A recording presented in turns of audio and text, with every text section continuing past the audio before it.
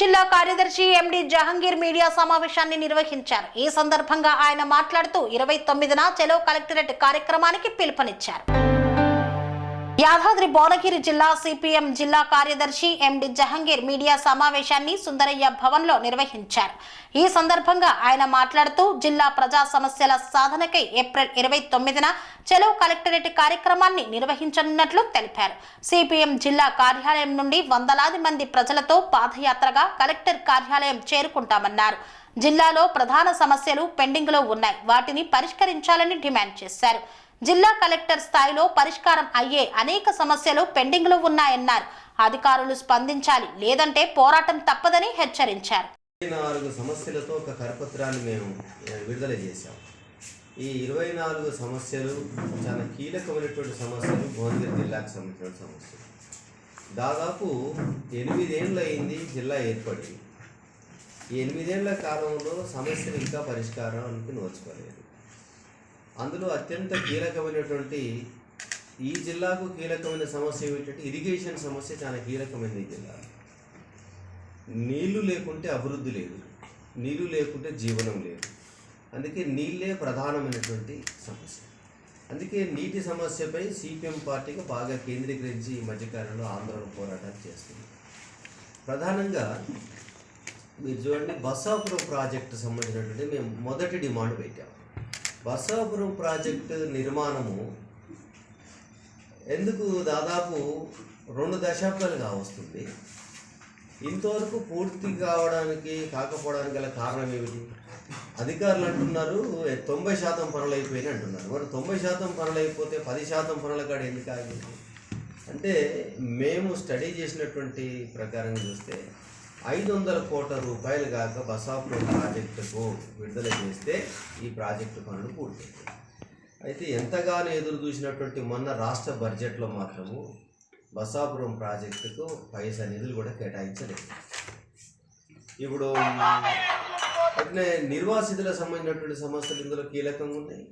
అలాగే కాలువలు ఇంకా పూర్తి కాలేదు. అలాగే రిజర్వాయర్ని కూడా పూర్తి స్థాయిలో తోవలేదు.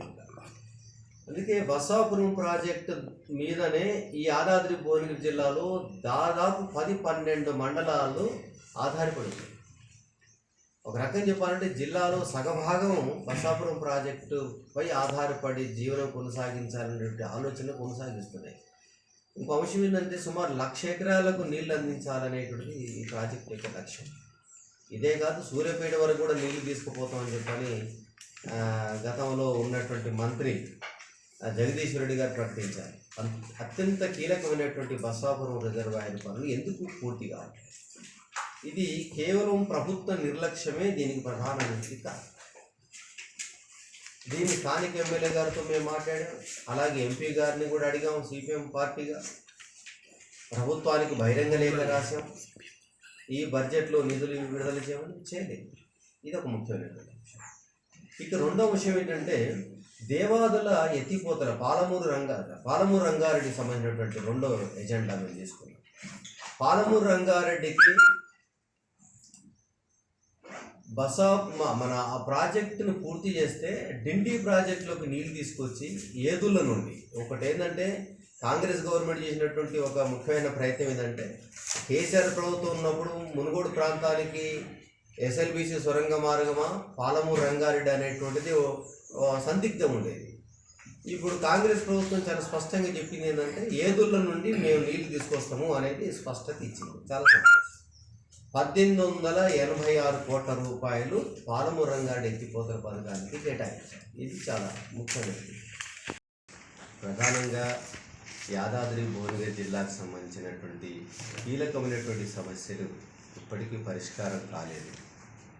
ఈ సమస్యల పరిష్కారం కోసము గత 2 మాసాలుగా సిపిఎం పార్టీ ఆధ్వర్యంలో అనేక కార్యక్రమాలు మేము చేశాం. సిపిఎం పోరుబాట అనేటువంటి కార్యక్రమాన్ని తీసుకొని క్షేత్రస్థాయిలో గ్రామీణ సమస్యల్ని తెలుసుకోవడం కోసం 265 గ్రామాల్లో సిపిఎం పార్టీ కార్యకర్తలు పర్యటించి సమస్యల్ని అధ్యయనం చేసి అన్ని గ్రామాల్లో గ్రామ పంచాయతీల ముందు నిరసన కార్యక్రమాలు చేయడం జరిగింది. అలాగే తహసీల్దార్ కార్యాలయాల ముట్టడి కార్యక్రమం కూడా పూర్తయింది. అయితే ఈ సందర్భంగా ఒక 46 సమస్యల్ని స్థానికంగా అధికారులు పరిష్కారం చేశారు. సిపిఎం పార్టీ ఏదైతే ఇష్యూస్ని ముందుకు తీసుకొచ్చిందో అది స్థానికంగా ఉన్నటువంటి డ్రైనేజ్ ఇష్యూస్ కావచ్చు, కొన్ని రోడ్లకు సంబంధించిన సమస్యలు, అలాగే బస్సు సౌకర్యం సంబంధించినటువంటి సమస్యలు, కొన్ని అధికారుల చేతుల్లో ఉన్నటువంటి సమస్యల్ని వాళ్ళు స్పందించి పరిష్కారం చేశారు. అలాగే స్థానిక ఎమ్మెల్యే గారు కూడా మేము వడపర్తి కత్వని సందర్శించిన తర్వాత, ఆగాచెరును సందర్శించిన తర్వాత స్థానిక ఎమ్మెల్యే గారు కూడా కొన్ని గ్రామాలకు నీళ్లు వదిలేటటువంటి కార్యక్రమాన్ని కూడా చేశారు. ఏదన్నా సిపిఎం పోరుబాట కార్యక్రమం ప్రజల్లో, అధికార యంత్రాంగంలో ఒక మంచి కదలికను తెచ్చింది అనేది ఈ సందర్భంగా తెలియజేస్తుంది. వరకు చాలా శాంతియుతమైన పద్ధతిలోనే మా ధర్నా జరుగుతుంది. శాంతియుతమైన పద్ధతులు ఎందుకు అంటున్నామంటే మేము సమస్యలు సాధించాలనుకున్నాం తప్ప గందరగోళం పెట్టాలని మా ఉద్దేశం కాదు. అందుకే వందలాది మంది జనం వస్తారు. ఆ రోజు జిల్లా కలెక్టర్ గారే మా శిబిరం దగ్గరికి వచ్చి ఈ 24 సమస్యల విషయంలో ఒక స్పష్టమైనటువంటి హామీ ప్రభుత్వంతో మాట్లాడి ఇవ్వాలని మేము డిమాండ్ చేస్తున్నాం.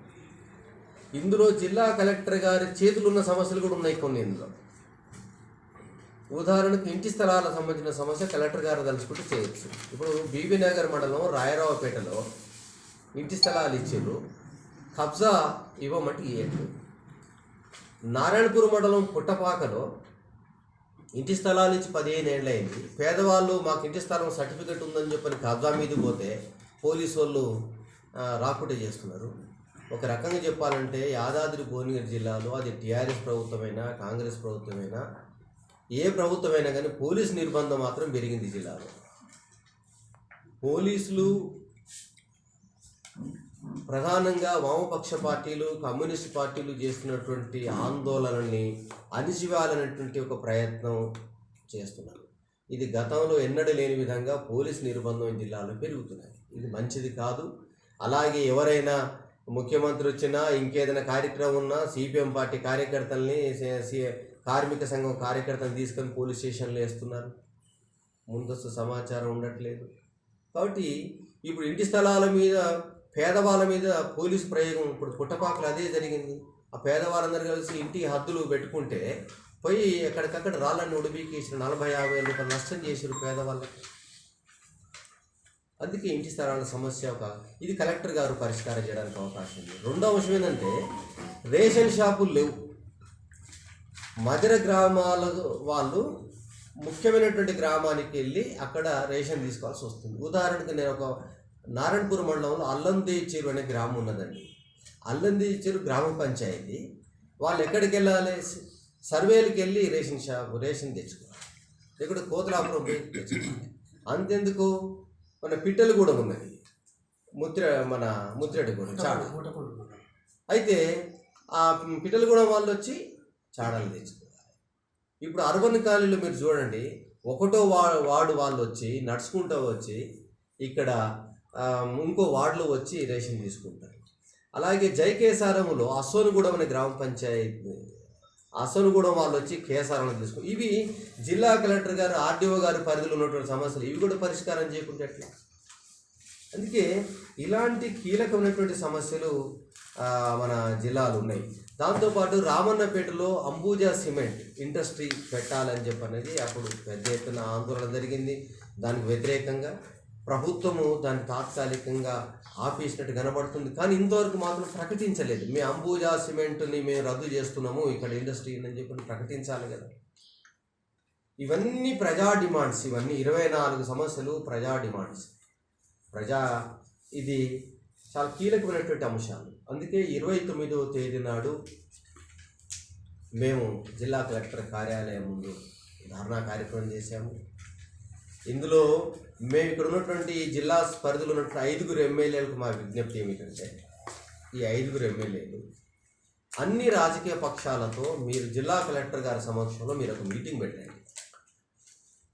ఏనాడు కూడా ప్రతిపక్షాలని గౌరవించిన పరిస్థితి లేదు. ఇక్కడ బలమైనటువంటి పార్టీలు ప్రతిపక్ష పార్టీలుగా ఉన్నాయి. మరి ప్రతిపక్ష పార్టీల డిమాండ్స్ ఏమిటి? వాళ్ళ ఆలోచన కూడా తీసుకోవాలి కదా ఈ ప్రభుత్వం. మరి ప్రజాపాలన అని చెప్పి అంటుందిగా కాంగ్రెస్ ప్రభుత్వం. మరి ప్రజాపాలన ఉన్నప్పుడు ప్రజలందరి యొక్క అభిప్రాయాలు కూడా తీసుకోవాలి కదా. అందుకే 5 ఎమ్మెల్యేలు చొరవ చేసి ఒకరోజు మీరు జిల్లా కలెక్టర్ గారి సమక్షంలో మీటింగ్ పెట్టండి, సిపిఎం పార్టీగా మేము ఈ 260 గ్రామాలు తిరిగినప్పుడు మాకున్న అనుభవాలు మేము చెప్తాము, సమస్యల్ని మీ దృష్టికి తీసుకొస్తాం, వీలైన మేరకు పరిష్కారం చేయండి. అయితే జాతీయ హోదా ఇవ్వము అని తేల్చి చెప్పేసింది సెంట్రల్ గవర్నమెంట్. చాలా అన్యాయమైనటువంటి విషయం. అందుకే పాలమూరు రంగారెడ్డి ఎత్తుపోతల పథకం చాలా కీలకమైనటువంటిది. మునుగోడు నియోజకవర్గానికి, మన నారాయణపురం చౌటుపల్లి మొత్తం డ్రాట్ ఏరియా కింద మారిపోయింది. ఇది ఒక రెండో అంశం ఉన్నది. దీనిపై కూడా వెంటనే టెండర్ల ప్రక్రియని పూర్తి చేసి పనులు వేగవంతంగా చేయాలనేటువంటి డిమాండ్ చేస్తున్నాం. అయితే ఈ రకంగా 24 సమస్యలు, ప్రధానంగా మూసీకి సంబంధించినటువంటి విషయం. మన జిల్లాలో మూసీ చూడండి చాలా ప్రతిష్టాత్మకంగా మొన్న కూడా ముఖ్యమంత్రి గారు మాట్లాడుతూ మూసీ పునరుజ్జీవనము మా లక్ష్యం అని చెప్పారు. అయితే ఇది కేవలము హైదరాబాదు పైభాగము మాత్రమే పునరుజ్జీవనానికి ప్రయత్నం చేస్తున్నారు తప్ప కింది భాగం సంబంధించినటువంటి ప్రణాళిక ప్రభుత్వం దగ్గర లేదు. అందుకే మూసీ పూర్తి చేయాలంటే యాదాద్రి భువనగిరి జిల్లా నుంచి అలాగే కేతపల్లి మూసీ ప్రాజెక్టు వరకు ఉన్నటువంటి పనుల విషయంలో ప్రభుత్వానికి ముందు చూపుందా, ప్రభుత్వం యొక్క ప్రణాళిక ఏమిటనేది సిపిఎం పార్టీ ప్రశ్నిస్తుంది. అయితే మా డిమాండ్ ఏంటంటే చాలా స్పష్టంగా మేము డిమాండ్ ఏదో ఊహాజనితమైన డిమాండ్లు కావు, ఇవి ఆచరణ సాధ్యమయ్యేటువంటి డిమాండ్లు మాత్రమే మేము పెట్టాం. ఇంకో అంశం ఏంటంటే ఈ జిల్లాలో కొన్ని గ్రామ చెరువుల్ని రిజర్వాయర్లు చేస్తే అవకాశం ఉన్నది. ఉదాహరణకు మీరు చూడండి, భువనగిరి చెరువును మినీ రిజర్వాయర్ చేయొచ్చు, కింది భాగం అనాజ్పురం చెరువు మినీ రిజర్వాయర్ చేయొచ్చు, పహిల్వానపురం చేయొచ్చు, గోకారం చేయొచ్చు, ఒలిగుండ చెరువును చేయొచ్చు, రావణపేట మండలంలో ఇంద్రపాల్ నగరం, మునిపంపుల, అలాగే చౌటుప్పల, ఇవి చాలా కీలకమైనటువంటి చెరువులు మన జిల్లాలో. అంటే ఈ చెరువుల మీద అనేక గ్రామాలు ఆధారపడి ఉన్నాయి. వాటి సామర్థ్యం పెంచిరనుకోండి, నీటి నిల్వను పెంచిరనుకోండి, మనకు కరువు అనేటువంటి అవకాశం ఉండదు. అందుకే మూసీకి అనుసంధానంగా ఉన్నటువంటి ఈ ఏదైతే చెరువులు ఉన్నాయో వీటిలో గోదావరి జలాలు కావాలి అనేటువంటి మాట మేము పెట్టాం. ఇట్లా 24 అంశాల మీద ఈ నెల 29వ తేదీ నాడు జిల్లా కలెక్టర్ కార్యాలయం ముందు మహాధర్నా నిర్వహిస్తున్నాం. జిల్లా వ్యాప్తంగా వందలాది మందిని సమీకరణ చేస్తున్నాం. 29 చలో కలెక్టరేట్ కార్యక్రమం. అయితే ఇక్కడ సిపిఎం జిల్లా ఆఫీసు నుండి పాదయాత్ర చేసుకుంటూ కలెక్టర్ ఆఫీస్కి వెళ్తాం. సెరెనిటీ మోడల్ హై స్కూల్ విద్యార్థులకు అమ్మఒడి, సామాన్యులకు అందుబాటులో ఉన్న బడి సెరెనిటీ. మేడ్చల్ జిల్లాలో మేటిగా నిలిచి సాటిలేని ఫలితాలను సాధిస్తున్న నంబర్ 1 స్కూల్ సెరెనిటీ. మా ప్రత్యేకతలు: ప్రతి విద్యార్థి పట్ల వ్యక్తిగత శ్రద్ధ, activity based learning and digital class rooms, computer lab, 100% ఫలితాలు, sports and cultural activities, yoga, abacus మరియు Vedic maths education. Please visit Serenity Model High School, Nagaram. Admissions are in progress. Call 040-271-46899 and 040-271-48699.